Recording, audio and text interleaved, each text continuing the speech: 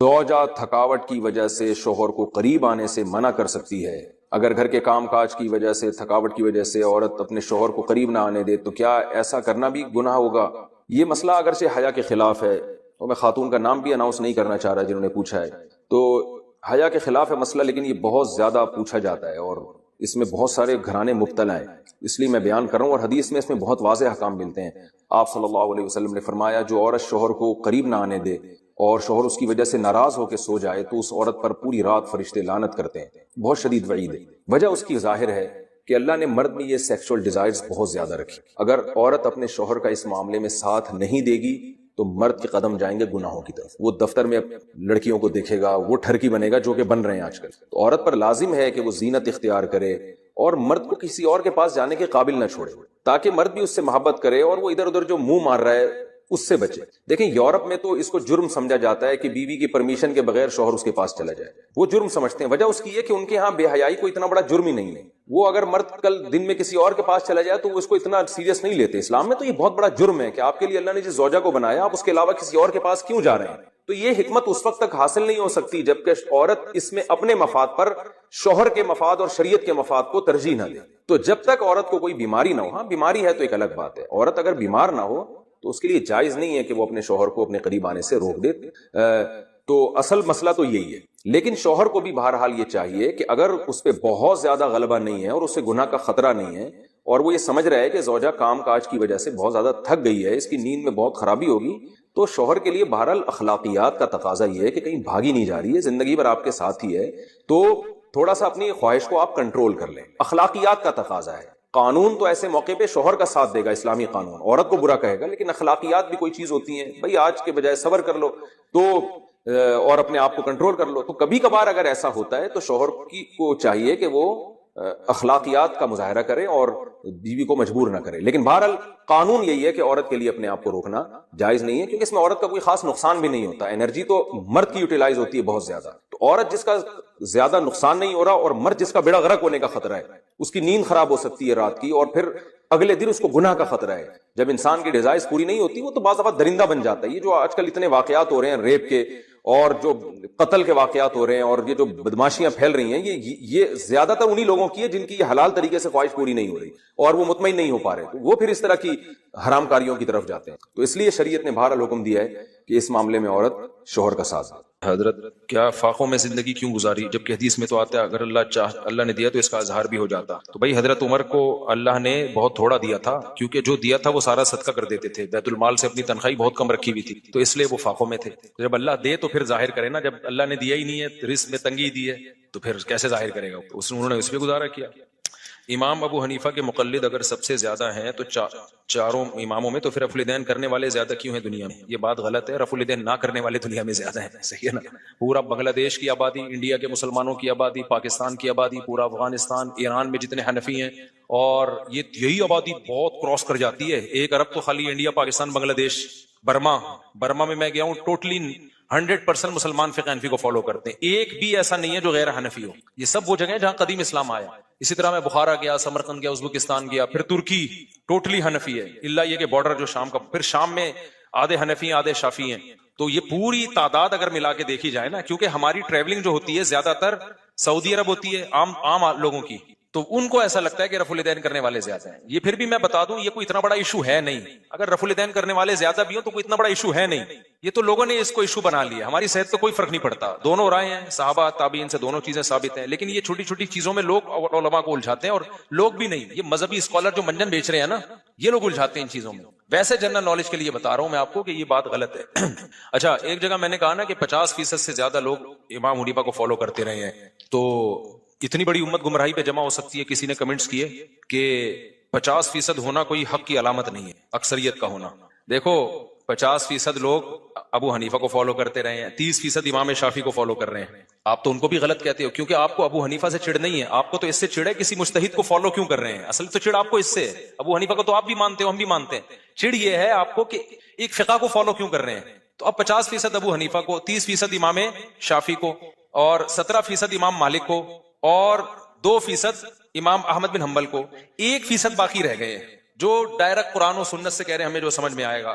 جبکہ ان کا کوئی ایک نہیں ہے، یعنی ان کی پھر آگے بہت سارے اختلاف ہیں ان کے آپس میں، جبکہ ان چاروں میں بنیادی چیزیں تو سب کی سیم ہی ہے. آگے نمازوں میں رفع الیدین کرنا ہے نہیں کرنا، زور سے آمین آہستہ آمین، ان چیزوں میں اختلاف ہے. تو اب میں کہتا ہوں کہ 99% سے زیادہ امت اس وقت بھی ان چاروں مذاہب میں سے کسی ایک کو فالو کر رہی ہے، وہ غلط ہے، اور 1% جو ہے وہ کیا ہے؟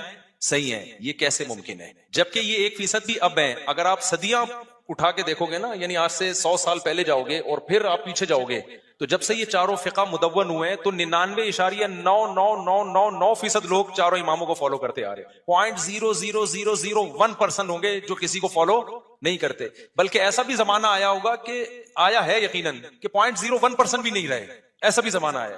تو اب مجھے بتاؤ کہ اگر ہم یہ کہتے ہیں کہ یہ گمراہ ہیں 99.9% یہ گمراہ تھے اور وہ 0.01% کیا ہے؟ ہدایت یافتہ ہیں، تو یہ کوئی عقل کی بات ہوگی؟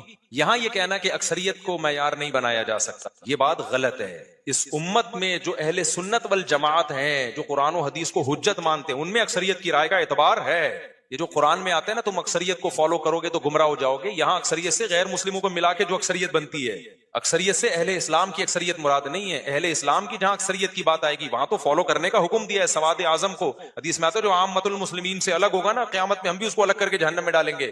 جو عام ٹریک اہل سنت والجماعت کا چلتا آ رہا، کیونکہ جنتی فرقہ اہل سنت والجماعت ہے، جنتی فرقہ جو ہے وہ اہل سنت والجماعت ہے، ما انا علیہ واصحابی، اور یہ چاروں اماموں اہل سنت والجماعت کے امام ہیں. تو اہل سنت والجماعت میں 99.9 کو فالو، یعنی چاروں کو فالو کرنے، اور 1% سے بھی کم وہ کسی اور کو. باقی تو پھر اہل سنت ہے ہی نہیں، وہ پھر شیعہ حضرات ہیں یا زیدی ہیں یا عباضی ہیں یا جو بھی ہیں، وہ پھر اہل سنت سے خارج ہیں. ہم تو ان کی بات کر رہے ہیں جو قرآن حدیث اور صحابہ کو حجت مانتے ہیں. تو ان میں اتنی بڑی امت گمراہی پر ہے تو بچے گا کیا؟ جنت میں دال چاول کے علاوہ کچھ ملنے والا نہیں ہے. اس کا جواب نہیں دیتے وہ. ہمیشہ جو باطل لوگ ہیں نا جو کمنٹس کر رہے ہوتے ہیں آدھی پی جاتے ہیں، کہتے ہیں 50% حق پر کہتے ہیں. 50% تو صرف ابو حنیفہ کو فالو کر رہے ہیں، باقی بھی تو کوئی امام شافعی کو، کوئی امام احمد بن حنبل کو، کوئی امام مالک کو. تو آپ تو کسی کو فالو کرنے کو بھی جائز نہیں سمجھتے. تو اس کا مطلب یہ امت 1200 سال سے گھاس کھا رہی تھی جب سے یہ فقہ وجود میں آئے ہیں. اب آپ آگے بتاؤ گے کہ یہ ٹریک غلط ہے آپ سے. اب ہوگا کیا؟ قرآن و حدیث کے نام پہ امت بے لگام ہو جائے. جب ان فقہ کے پابند رہیں گے نا تو بے لگام نہیں ہوگی. ایک ٹریک پہ صدیوں سے چلتی آ رہی ہے، چلتی رہی. آپ نے اس کو آزاد کر دیا، جو مفتی اٹھے گا، جو عالم اٹھے گا، قرآن حدیث کی اپنی تشریح پہنا دے گا سامنے. تو اس لیے ہم یہ کہتے ہیں اگر آپ کو رفع الیدین کرنا ہے تو پراپر شافعی فقہ اختیار کرو، ہر چیز میں پھر شافعی فقہ کو فالو کرو، فقہ حنبلی کو فالو کرو ہر چیز میں.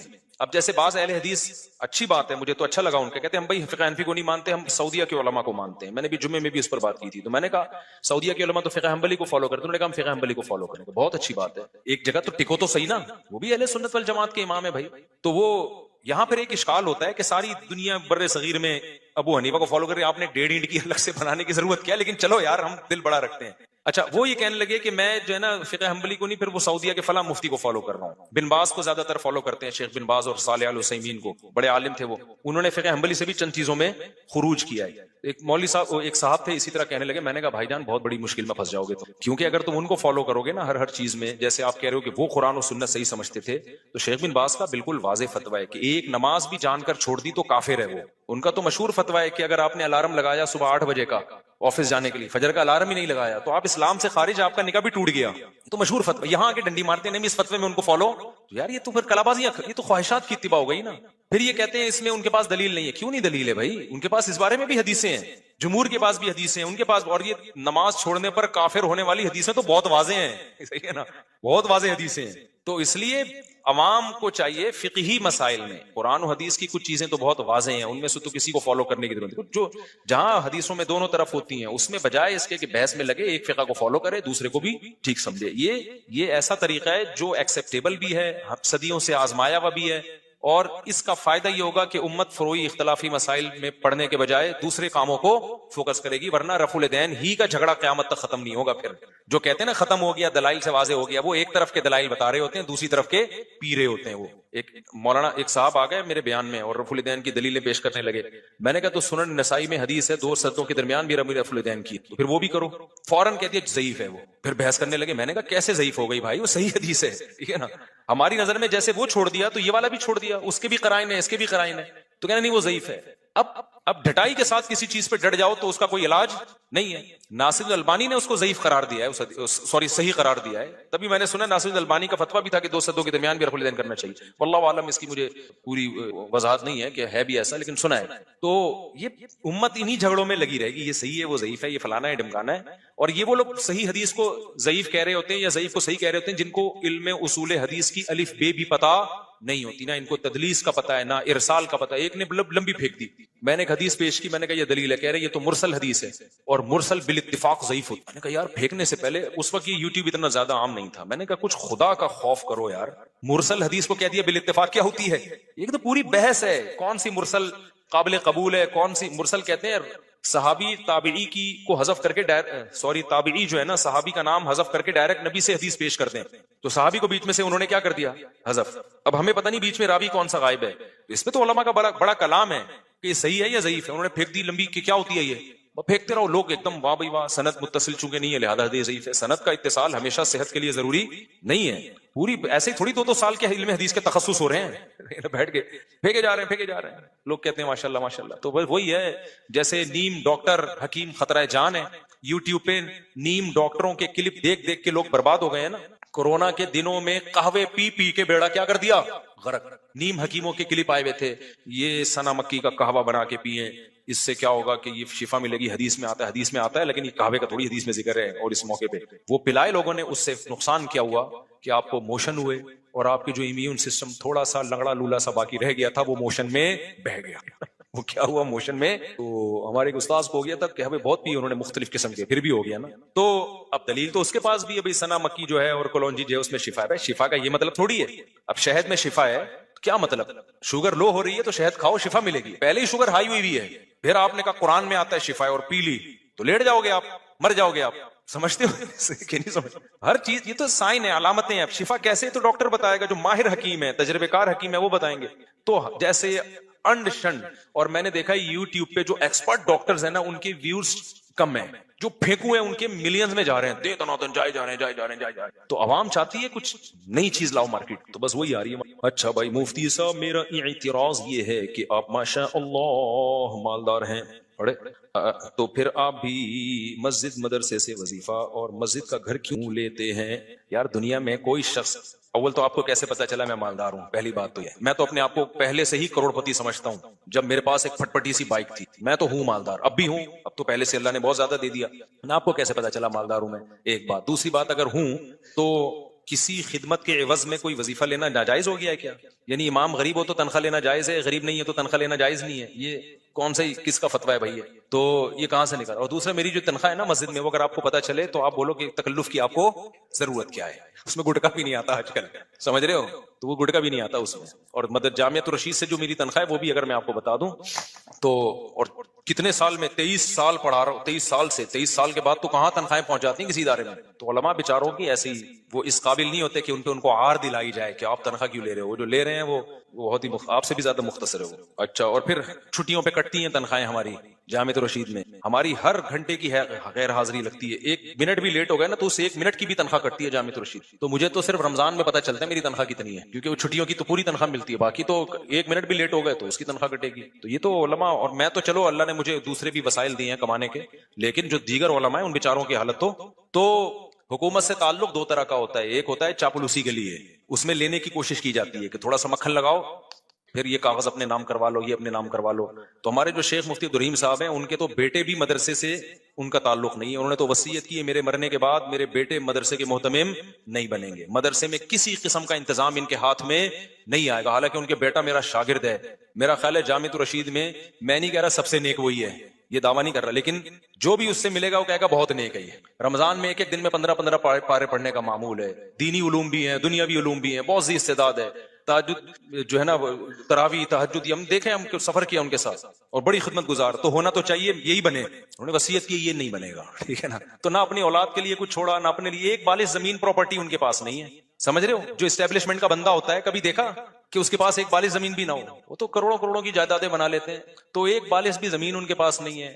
کوئی گفٹ لا کے, ایک دن میرے سامنے کسی نے پلاٹ ان کو گفٹ دیا, اسی وقت انہوں نے آگے صدقہ کر دیا, وہ پورا پلاٹ مدرسے کے نام کر, مدرسے کو گفٹ دے دیا. وہ کوئی محتمم دیکھا جو اتنا مدرسے کو اپنا مال اتنا دے رہا ہو. تو ہمیں جن بزرگوں سے تعلق ہے نا بھائی، جن سے ہم بیعت ہیں، وہ بڑے خاندانی قسم کے بزرگ ہیں. ایسے ہی تھوڑی ہم نے 23 سال کسی سے تعلق، بلکہ 23 بھی نہیں، 29 سال میرا ان سے، میں ان کے ساتھ رہا ہوں. جامعۃ الرشید کی انتظامیہ جو حضرت مفتی صاحب ہیں، تو اتنا کلوز ہونے کے بعد تو انسان رائے قائم کرنے کا حقدار ہے. پھر بھی ہم کہتے ہیں لا نزکی علی اللہ احد. ہم یہ نہیں کہہ رہے 100% کامل دنیا میں ہر شخص ہوتا ہے، ان کی پالیسیوں سے اختلاف بھی ہو سکتا ہے، سب کو ہو سکتا ہے. پالیسی غلط بھی ہو سکتی ہے، صحیح بھی ہو سکتی ہے، انسان ہے بھائی، غلطی کا امکان ہے. ہو سکتا ہے جو پالیسیاں چل رہے ہیں غلط ہو جائیں، اس کے فائدے کے بجائے نقصان ہو جائے، لیکن صحیح بھی ہو سکتے ہیں. تو ان کے پاس جب آپ بیٹھو تو آپ کے ہر اشکال کا ان کے پاس جواب ہے. تو یہ فضول بات بہت زیادہ چلائی. حدیث میں آتا ہے کہ میرے بعد اگر کوئی نبی ہوتا تو عمر ہوتے، جبکہ حدیث میں بھی تو آتا ہے کہ علی میری نسبت تم سے وہی ہے جو کہ یوسف کی ہارون سے، لیکن میرے بعد کوئی نبی نہیں ہے. تو کیا تعارض ہے؟ حدیث میں تعارض نہیں ہے بھائی. جو فضیلت عمر کے بارے میں وہی علی کے بارے میں. اگر نبی کے بعد کوئی نبی ہوتا تو عمر بھی ہوتے اور حضرت علی بھی ہوتے. اس میں کون سی ایسی ٹینشن والی بات ہے؟ ہمارے دوست مولوی صاحب کہتے ہیں کہ میں نے مولویوں کے ساتھ زندگی گزار دی. مولوی صرف ممبر کی حد تک دیندار نظر آتے ہیں، خود سارے کام کر رہے ہوتے ہیں، ہمیں منع کرتے ہیں کہ حرام ہے. یہ کسی حد تک صحیح بھی ہے، غلط بھی ہے، مبالغہ بھی ہے. سارے مولوی ایک جیسے نہیں ہوتے، اور یہ حقیقت بھی ہے. میں نے خود بھی دیکھا ہے ممبر پہ پھر خود کر رہے ہوتے ہیں وہ کام. ہمارے استاذ ایک بات کیا کرتے تھے کہ جب بھی کوئی فتویٰ دو نا تو پہلے یہ دیکھو اس کی ایج کتنی ہے، کتنے دنوں کے بعد میں نے اس سے یو ٹرن لینا ہے. تو پہلے سے ہی سوچ سمجھ کے فتویٰ دیا کرو. بعض دفعہ یہ ہوتا ہے، یہ گڑبڑ ان مولویوں میں ہوتی ہے جو واعظ ہوتے ہیں. وہ کسی چیز کو نا اس کی حیثیت سے زیادہ بڑھا دیتے ہیں، حالانکہ وہ شریعت میں نہیں ہوتی، اور اتنا بڑھا دیتے ہیں کہ سوسائٹی میں وہ قابل عمل ہوتی نہیں ہے. یہ ان مولاناؤں کے ساتھ زیادہ ہوتا ہے. اب مثال کے طور پر میں نے ایسے مولانا دیکھے بد نظری کے خلاف بیان، عورت سے چھپو، اس کے ہاتھ لگ گیا تو ایسے جیسے سر میں کیل ٹھوک دی، اور دیکھ لیا تو ایسے جیسے زنا ہو گیا. اتنا سخت بیان کرتے ہیں کہ بس نامحرم عورت تو بس آدمی کہتا ہے بھائی مار دو ان کو، سب کو قبر میں ڈال دو. اب جب خود سوسائٹی میں جاتے ہیں تو یہ پاسبل ہی نہیں ہے عملی طور پر. اب کوئی آ گئی، انہی کی چچی آ گئی، نامحرم ہے لیکن آ گئی، تو کیا دھکے دے کے بھگائیں ان کو؟ ان کے سر پہ دوپٹہ نہیں ہو، بیٹھی ہاں وہ یوں تو کر رہا ہے، لیکن اب سلام کا جواب تو دے گا نا اس کو. ایئر ہوسٹس آ گئی جہاز میں پوچھنے کے لیے کیسے ہیں آپ، خیریت سے ہیں؟ وہ یوں کہے نامحرم کو دیکھنا حرام ہے. وہ ظاہر ہے مروت کے خلاف ہے، وہ کہے گا ٹھیک ہوں آپ خیریت سے ہیں، اتنا تو ہوگا. تو یہ وہ مولانا لوگ ہیں جو شریعت کو ابھی سوسائٹی میں چلے ہوتے نہیں ہیں. انہوں نے صرف گھر مدرسہ ممبر دیکھا ہوتا ہے، تو ایک ایسی چیز قرآن و سنت سے نکال کے پیش کر دیتے ہیں جو قابل عمل نہیں ہوتی. اس وقت تو واہ واہ ہو جاتی ہے، کہتے ہیں ایسے ہوتے ہیں ڈنکے کی چوٹ پہ حق بیان کرنے والے، ڈرتے ورتے نہیں ہیں. جب خود پھنستے ہیں تو کیا کرتے ہیں بھائی، یہ کیا ہو گیا؟ پھر لوگ بدگمان ہوتے ہیں. یہ دیکھو، اس کی میں ایک آسان مثال دوں. یہ جو بارات کا کھانا ہے نا، یہ اسلام میں ثابت نہیں ہے. نبی نے ولیمہ کیا ہے، بیٹیوں کی شادی پہ ایک کھجور بھی نہیں کھلایا. اسی طرح جہیز بھی ثابت نہیں ہے. لیکن میں جب بھی یہ بیان کرتا ہوں نا، میں کہتا ہوں بارات کا کھانا ثابت نہیں ہے، اس کا بائیکاٹ کرنا چاہیے. لیکن کوئی ایسا نہیں ہے کہ کوئی یعنی سائیڈ افیکٹ کی وجہ سے ناجائز ہے، اس کے سوسائٹی پہ برے اثرات پڑ رہے ہیں. اب آپ کی اپنی بہن کی شادی ہو رہی ہے اور آپ بارات میں نہیں گئے، تو آپ کا جو بہنوئی ہے یا آپ کے جو بہن کے سسرال ہیں وہ بولیں گے یہ بندے کہاں شارٹ ہو گئے. 3 مولوی تھے بھائی، وہ تینوں یہ بہن کی شادی سے غائب ہو گئے. ان کو یہ بات سمجھانا کہ بارات کی وجہ سے بائیکاٹ کیا ہے، یہ بات ان کو سمجھ میں آئے گی؟ آپ کہہ سکتے ہو پھر وہ بائیکاٹ کر لیتے، بائیکاٹ کرتے رشتہ نہیں ہوتا آگے. نتیجہ کیا نکلتا؟ رشتہ ہی نہیں ہوتا آگے نا. تو آپ نے شروع میں بات ایسی کیوں کی ہے جو سوسائٹی میں قابل عمل نہیں ہے؟ ہمیں شریعت میں اس کی 20 مثالیں ملتی ہیں کہ ایک چیز بعض دفعہ غلط ہوتی ہے لیکن مجبوری میں کیا ہوتی ہے، وہ جائز ہوتی ہے. ہاں وہ چیز جو صریح حرام ہے نا، وہ کبھی مجبوری میں، شراب مجبوری میں جائز نہیں ہوگی، چرس مجبوری میں جائز نہیں ہوگی. ایک چیز ناجائز ہے سائیڈ افیکٹ کی وجہ سے، تو اب اس کا سائیڈ افیکٹ نہ کرنے میں زیادہ ہو رہا ہے. لڑکی کا رشتہ ٹوٹنے کا خطرہ ہے، تو یہ کوئی اچھی بات ہے کہ صرف بارات کے چکر میں بہن کی رشتہ ہی ٹوٹ جائے؟ اسی طرح جہیز غلط چیز ہے، لیکن میں کہتا ہوں بھائی سسرال لالچی ہے، ان کو سمجھ میں نہیں آ رہا. آپ نے بیٹی کو اگر جہیز نہیں دیا کہ ساری زندگی ساسوں کے تانے سنتی ہے. وہ جہاں ایسی سچویشن ہو تو جب ظلم سے بچنے کے لیے رشوت دینا جائز ہے تو جہیز دینا بھی ظلم سے بچنے کے لیے جائز ہے. یہ وہاں روکا جائے گا جہاں دونوں پارٹیاں اس کو سمجھتی ہوں. جہاں ایک پارٹی سمجھتی ہے دوسری نہیں سمجھتی، پھر تو دینا پڑے گا آپ کو جہیز، ورنہ برباد ہو جائے گی بیٹی کی زندگی. اور آسان مثال بیان کر دیا مولوی صاحب نے، رشوت لینا بھی حرام، رشوت دینا بھی حرام. حدیث میں ایسے ہی ہے، الراشی والمرتشی کلاہما فی النار، دونوں جہنم میں. لیکن آگے حدیث کی تشریح میں جب آپ جائیں گے تو علماء نے لکھا ہے لینا دینا جب حرام ہے جب آپ کسی کا حق دبانے کے لیے دے رہے ہو رشوت. آپ کی سیٹ بنتی نہیں تھی گورنمنٹ کی، کسی اور کا حق تھا، آپ نے حق مارا، رشوت دے کے اس سیٹ پہ آ گیا، یہ حرام ہے. لیکن آپ کا حق بنتا ہے، اگلا صرف رکاوٹ ڈال رہا ہے اس بیس پہ کہ آپ پیسے نہیں دے رہے، تو یہاں وہ لینے والا مجرم ہے. آپ تو مجبوری میں دے رہے ہو. نہیں یہ بات میرا خیال ہے سمجھ، آپ تو مجبوری میں دے رہے ہو بھائی، آپ دوسرے کا حق چھیننے کے لیے نہیں، اپنا حق لینے کے لیے دے رہے ہو. اب مولوی صاحب اب کسٹم میں دیکھ لو نا، کنٹینر پھنسے ہوئے ہوتے ہیں. اب انہوں نے حدیثیں سنی ہے رشوت لینا بھی حرام دینا بھی حرام، وہ دے ہی نہیں رہے، تو ان کا کنٹینر قیامت آ جائے گی، حضرت عیسیٰ علیہ السلام نازل ہو جائیں گے، دجال آ جائے گا، وہ کنٹینر تباہ کر دے گا. دجال آ کے وہ نکلے گا وہاں سے. ایسے موقع پہ کیا ہوگا؟ اب وہ مولوی صاحب نے خود تو بیان کر دیا رشوت لینا بھی حرام، دینا بھی حرام، لینا بھی حرام، دینا بھی حرام. اب ان کو اپنا بزنس ہوا، کنٹینر ان کا پھنسا ہوا ہے، وہ کہہ رہے ہیں لینا بھی حرام تو دینا بھی حرام، دینا بھی. بھائی سارے پیاز سڑ رہے ہیں بھائی. سارے پیاز کیا ہو رہے ہیں؟ سڑ رہے ہیں.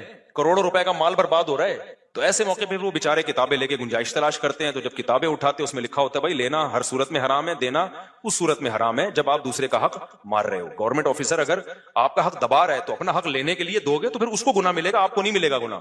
اب جب پریکٹیکل لائف میں یہ علماء آتے ہیں نا، اس طرح کے مولانا لوگ جن کو علم کامل نہیں ہوتا، پھر وہ جب وہ دیتے ہوئے پکڑے جاتے ہیں، لو بھائی بیان کیا کر رہے تھے، دینا بھی حرام، رشوت لینا بھی، اور اب کیا کر رہے ہیں؟ کنٹینر کے لیے دے رہے ہیں. تو یہ وہ لوگ ہوتے ہیں جو علم میں کامل نہیں ہوتے، بات ایسی کر رہے ہوتے ہیں، ادھوری بات ہوتی ہے. ایک اور مثال دوں میں آپ کو. ایک مولوی صاحب تقریر کر رہے تھے، میں نے ان کا بیان سنا، میں نے کہا یار یہ بہت زیادہ ہو گئی ہے. وہ کہہ رہے تھے جماعت کی نماز بہت ضروری ہے. ایک نابینا صحابی نبی کی خدمت میں آئے، عرض کیا یا رسول اللہ میں گھر پہ نماز پڑھتا ہوں. آپ نے فرمایا اذان کی آواز آتی ہے، فرمایا پھر مسجد میں آنا ضروری ہے. یہاں تک حدیث صحیح ہے. اب انہوں نے آگے بیان کر دیا کہ اگر کسی رسی کی مدد سے بھی آنا پڑے نا، راستہ نظر نہیں آ رہا. اب بیان تو کر دیا، یعنی وہ نابینا رسی پھینکے گا ہک کر کے یا کسی کو دے گا اور یوں کر کے مسجد. میں نے کہا یار یہ تو حدیث. اب بیچاروں کا علم کام. دیکھو اس مولوی صاحب کی نیت بری نہیں تھی، منافقت نہیں تھی، وہ لوگوں کو موٹیویٹ کر رہے تھے کہ یار جماعت کی اہمیت آ جائے. لیکن موٹیویشن اس اسٹائل میں کر رہے ہیں کہ جب خود پھنسیں گے نا تو بھائی یہ رسی والا طریقہ چلے گا نہیں. اللہ نہ کرے وہ نابینا ہو جائیں اور کوئی رسی لا کے پکڑا دے، بولے گا بھائی کب تک رسی سے میں آؤں گا یار، گھر میں پڑھنے دے، یہی کہیں گے نا. تو لوگ کہیں گے لو بھائی ان کے قول میں اور ان کے عمل میں کیا ہے؟ تضاد ہے. باتیں کچھ کر رہے ہیں، تقریریں کچھ اور عمل کچھ. تو یہ میں نے بھی اپنی، یہ جس نے سوال پوچھا ہے بالکل صحیح